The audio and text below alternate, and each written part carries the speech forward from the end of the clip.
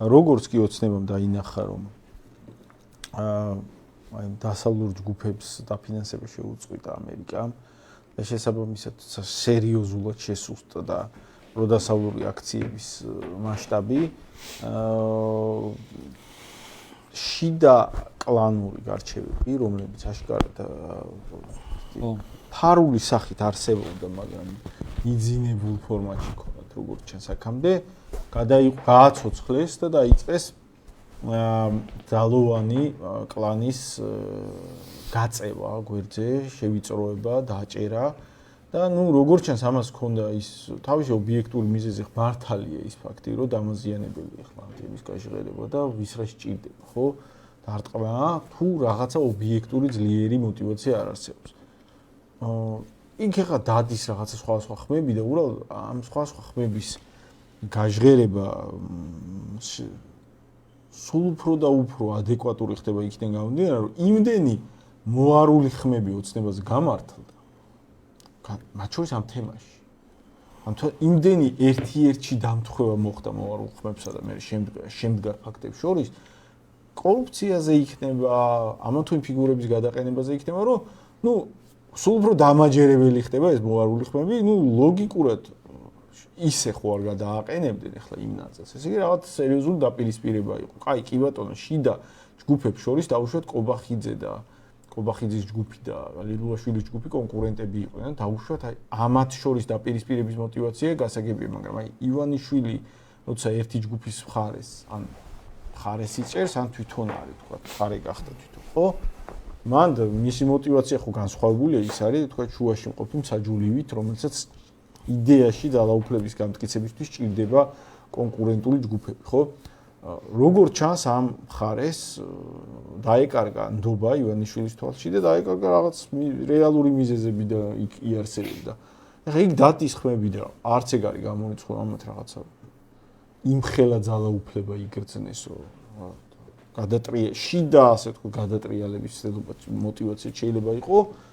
შეიძლება ეგეც არ იყო და დაუშვათ უბრალოდ ზედმეტი ფინანსების პრევენცია წაღებას ქონა ადგილი, ანუ ზედმეტი იმისა, რაც ეკუთვნოდათ ბრჭყალებში მოსაპარად, ანუ რაც განკუთვნილად იყო გამოცხადებული მათთვის ვაიდი. მოპარულიდან ზედმეტი წაიღეს.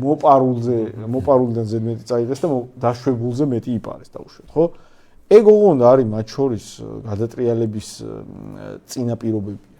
მათ შორის. იმიტომ რომ ვიღაცა, ვთქვათ, ვასალი, დაქვემდებარებული ფიგურა, როცა დათქმულ პირობების გადასვლას იწყებს, ეგ არ ხდება თავისთავად და არ ხდება იმ მიზეზით, რომ უბრალოდ ვიღაცა გაგიჟდა. შეიძლება ერთი გაგიჟდეს, მაგრამ მთელი სტრუქტურა გაგიჟდა, ხო? ესე იგი ამ სტრუქტურამ ჩათვალა, რომ მას აქვს ფუფუნება ნაკლებ დაემორჩილოს სიუზერენის დავალებებს და პირობებს. ეგ ნიშნავს, რომ ეგ ნაკლები მორჩილება, სინამდვილეში ივანიშვილის ძალაუფლება ხო იმაზე დგას, რომ სხვებზე მეტი რესურსები აქვს, ხო? ანუ სხვებს იმითი აღემატება, მან ძალაუფლებით გავლენით, რომ სხვა არ არის მაგ მასშტაბის ფინანსური შესაძლებლობების მქონე და შესაბამისად მათ ძალა არ თანაწონდია. ეხლა ვიღაცება თუ იმდენი სპარვა დაიწყეს. ვაი რაღაც ეტაპზე ეგ ზღვარი წაიშლება, ეგ სინამდვილეში გადატრიალების წინაპირობა, ან რაღაც ეტაპია გადატრიალების და შეიძლება მაგას ქონა ადგილი და მაგის პრევენციისთვის თან ახლა ეგ საიდან ჩასე, რანაირი სიხისტითაც ამათ უტევენ, აშკარად გაბრაზებასაც აქვს ადგილი. და ამ ხალხის განეიტრალება დაიწყეს. ოღონდ გავიხსენთ რანაირად ამ ყველაფერს რა ფონი ახლდა თან. აი ღარიბაშვილიც კი რო გადააყენეს, მაშინაც კი ოთქოცების გამპრავებლების მთელი არმია ლაპარაკობდა, რომ გეშინით ხალხო ეს უბრალოდ რაღაცა ნაგახადოკაა. და ეხლა ღარიბაშვილიც ოპოზიციით შემოიყვანა. და ნახეთ, ეს არის არაფერი, არის ოთქოცების გამპრავებლები. მე ლილუაშვილი რო გადააყენეს, რა იმაზე ლაპარაკობს სხვა სამინისტროში გადაყოთ გამოგონილი სამინისტრო, რომელიც ერთ კვირაში თქვის მანდატს არ გადაყვა. მე აი ეხლა ნახეთ ლილუაშვილს გომელაურს იმას, რა ქვია, ღარიბაშვილს ერთ-ერთი თავის ოპოზიციით ყველაზე ფავორიტი ის პერიოდი იყო აი ტრამპთან დალაგებული აქვს თამათ. კი, ბიჭო, მე ტრამპმა რო თვალი ჩაუკრა საქართველოს მას არ ჩაუკრა, სხვას ჩაუკრა. ამას ჩაუკრა უეჭველი და მე რა მაინტერესებს, მაგ დროს რო ვიძახდი, რომ ბიჭო, აქ ისეთი გადაყენებები ის რომ აქ სერიოზული კონფლიქტია და ნუ ჭორაობთ თქვენ. ეგეთი კომენტარები აქვს. რა ჭორაობთ? იქ იციან რა ხდება და ეს არის ნაგახადოკა ოპოზიციაში მოიყვანა ბიჭო. ეს რის მაგალითად უნდა მიიღოს ბევრმა რა. ბიჭო, აი ერთი წლის წინ ლილუაშვილს გომელაურს ეგონათ რომ ქვეყანა მაგათია რა. კი. აი ლილუაშვილი ახლა წარმოიდგინე ერთი წლის თავზე სად არის?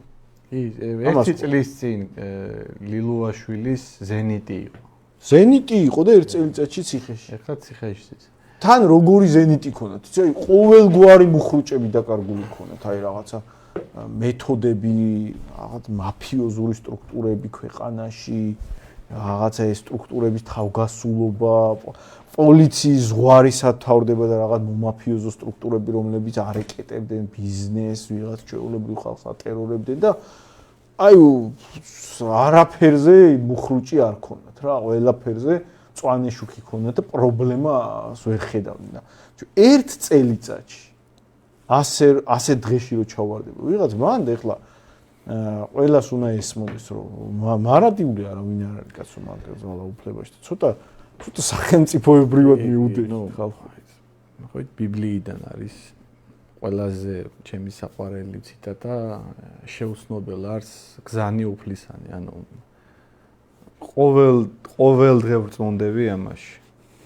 ვისაც გონია ეხლა რომ ცხენზეა ხვალ შეიძლება აღმოჩნდეს ალაღში კი არა, არ ვიცი, ფსკერზე. ამიტომ ამ ყველაფრის პრევენცია რა არის? წესების დაცვა. იმ წესების დაცვა, რომელიც უნივერსალურია, ხო?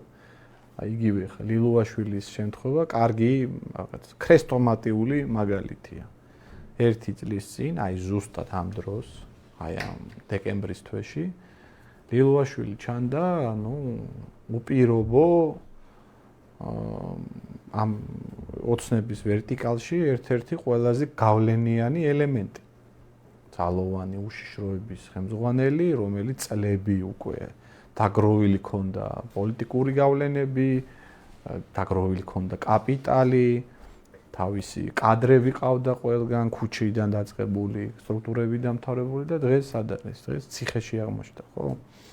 ამიტომ სინამდვილეში ეხა ჩვენ კი ვაფასებთ ამ მოვლენებს და ბევრი რაღაცა ეხა გამახსენდა უცბად. არა და ერთი წელი გავიდა, ხო? აი ამ ერთ წელიწადში იმდენი პროცესი მოხდა. უნიკალური წელია სხვათა შორის ამ თვალსაზრისით 2025. საგარეო პოლიტიკაშიც საგარეო პოლიტიკიდან დაწყებული, იდეოლოგიური პოლიტიკით დამთავრებული და მე საშინაო საკითხებით, აი ისე სწრაფად ელვისებურად ხდება ცვლილებები, თან აი გრანდიოზული მასშტაბის ცვლილებები, რომ ხანდახან ვერც ასწრებ ამის აღქმას. აი USAID ახსენა შოთა, USAID არსებობს 70-იანი წლებიდან და ალბათ ასეულობით მილიარდი დოლარი დახარჯა ამ უწყებამ ამერიკის გავლენების, ამერიკის ინტერესების გასატარებლად თელ სოფლიოში. ჩვენთანაც ექნებათ ალბათ, მილიარდია ექნებათ დახარჯული რა. არა, მეტი მილიარდი. მე ვამბობ უშუალოდ იმას USAID-ს. ხაც ყველა ჯამში, სხვადასხვა ფონდ ჯამში 10 მილიარდამდე აქვს დახარჯული. ისევ და ისევ თავის ხალხის ხელფასებში, ლობირებაში, პოლიტიკაში, მედიებში ხა. ქართველების აყვავებაში ცენტი არ დახარჯულა, მე ვამბობ, თავისი გავლენების შესანარჩუნებლად და გასაზრდელად. და ტრამპის მოსვლით აი წამში და გაქრა, საერთოდ გააუქმეს. სინამდვილეში მე ყოველთვის ვახსენებ ამას. ქართულმა ოცნებამ კი არ აჯობა ამ პროდასალურ ძალებს. უბრალოდ პროდასალურ ძალებს პატრონებმა უღალატეს. ანუ ვინც პროდასავლელებს ამერიკამ დაკარგა ინტერესი. ამერიკამ შეცვალა თავისი პოლიტიკა. მორჩი. როგორც ხშირად მოხდა რა 1000 თელი ეს ქართული ოცნების Deep State-თან დაპირისპირებების შინაარსი Deep State-ი დამარცხდა Deep State-ში უბრალოდ. ხო, Deep State ქართულმა ოცნებამ კი არ გაიმარჯვა. Deep State-ს დაფინანსება ეს კარგად იყავით და წავედი მე და ტრამპი აირჩიეს. ხო, და თვითონ ტრამპიც Deep State-ს უპირისპირდება და ხო, მაგას Deep State-ი დაამარცხა მეთქი ტრამპმა კაცო. თუ ამარცხებს ყოველ შემთხვევაში. არავის არ ცხელა საქართველოსთვის. ეგეთი გამოთქმა არსებობს, ხო იცი, ამერიკა ომებს კი არ აგებს. ამერიკა უბრალოდ ინტერესს კარგავს. აი ამერიკას ეგ ახასიათებს, რომ რაღაც ადმინისტრაცია შეიცვლება, მანამდე შეიძლება რაღაც 10 წლის განმავლობაში რაღაც ომი მიმდინარეობდა სადღაც და მთელი ყურადღება, აქცენტი, რესურსები ამ ომზე იხარჯებოდა, აქ უნდა გავიმარჯვოთ, დემოკრატია საფრთხეშია და შეიცვლება ადმინისტრაცია და აი ეს ერთი ხელის მოსმით, კაი ახლა ჩვენ ევაკუაცია უნდა მოვახდინოთ, კარგად იყავით, ძმებო, ჯიგრები ხართ. თქვენ არ გდომებიათ დემოკრატიასთან იქით დააბრალებენ, ვიეტნამელებს დააბრალებენ, ავღანელებს დააბრალებენ, ერაყელებს, ქართველებს, ლაჟორეთ ჩვენთან დაკავშირებითაც წერდნენ. უკრაინელებსაც დააბრალებენ. უკრაინელებსაც დააბრალებენ. თქვენ არ გდომებიათ დემოკრატია, კარგად იყავით და ადიოს წავედით. ხო და ურე დაახლოებით მაგ ეგეთ კიდევ ერთ ისედაც გასაგები წინასწარ პროგნოზირებადი ჩვენს მიერ არაერთხელ გაჟღერებული რაღაცა მოხდა, რამაც კარდინალურად შეცვალა ჩვენს ქვეყანაში პოლიტიკური ატმოსფერო. მათ შორის აი შენ რო თქვი რომ ხელისუფლებამ იმის ნაცვლად რომ აი ეს უნიკალური შანსი გამოიყენებინა, აი ეს ვაკუუმი რომელიც შეიქმნა აი ამ ამერიკელების და ევროპელების აქედან გასვლის შედეგად მე ვგულისხმობ აი სახელმწიფოებრივი ნაბიჯები რო გადაედგათ. იმის ნაცვლად რა შემოგთავაზეს ერთ-ერთი უსაზიზღრესი, ყველაზე დამანგრეველი პოლიტიკა, რასაც ქვია, აი ეს ღია საზღვრები, ეს მულტიკულტურალიზმი, კორპუსების და ქალაქების შენებლობა, სადაც მე უცხოელებს ჩაასახლებენ, ანუ აი სრულიად არაადეკვატური, დრომოჭმული, დასავლეთში რო ეჭქვეშ დგება უკვე და რო თავად უპირისპირდება დასავლეთი ამ წლების განმავლობაში გატარებულ საიმიგრაციო პოლიტიკას, მაგ პოლიტიკას ეხლა ქვეყანა საქართველოს აცოცხლებს და დამკვიდრებას ცდილობს.